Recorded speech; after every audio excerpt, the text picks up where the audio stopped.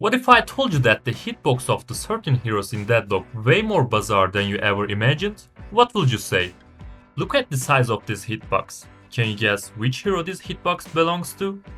Judging by the thickness of her arms, you might say it's Warden, but if you take the legs and the head into the account, you will probably say it's Abrams, right? But no, it's neither of them. This hitbox actually belongs to the Wraith.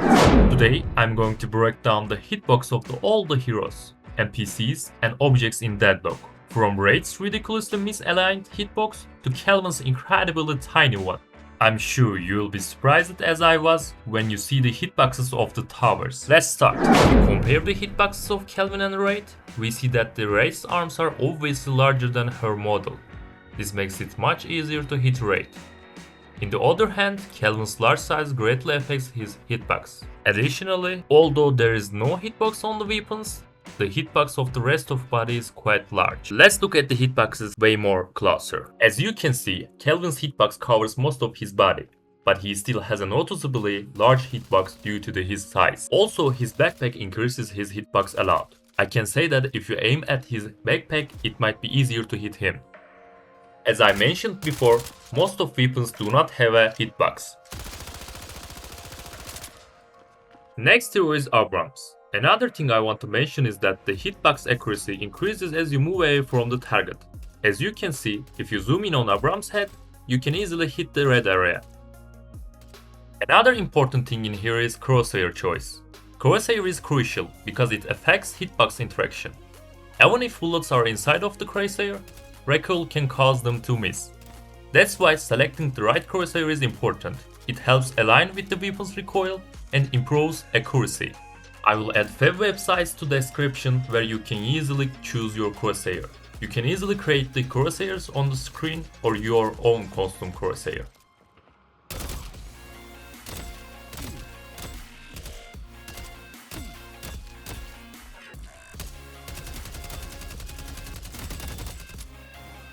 Next up is Viscous. When Viscous enters his ball form during his ultimate ability, his hitbox actually doubles in size, an increase of 100%. This makes him much easier target to hit compared to his normal state, because his hitbox is larger. Your attacks are more likely to land successfully, which is why it's crucial to keep focusing your damage on him when he uses his ultimate. Missing becomes less of concern, and you can take full advantage of his window to deal significant damage while he is more vulnerable.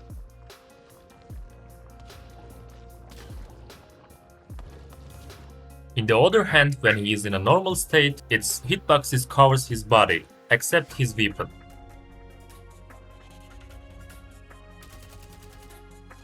Next is Krill. An important detail that many players don't know is, when Krill goes underground, its hitbox becomes very small, but it is still possible to hit him. Although the damage you deal while he's in underground is minimal, this is important information to keep in mind. Landing these small hits can still give damage to him and make a difference over time. Also, since this character has 2 head hitboxes, it becomes much easier for you to get a headshot than other characters.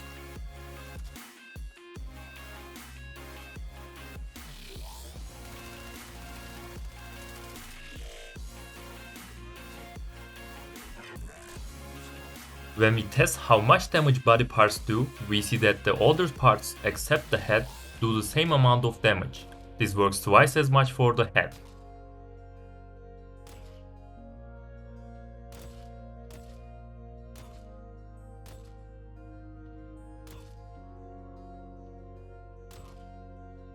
Like other heroes, Yamato's samurai sword does not have a hitbox.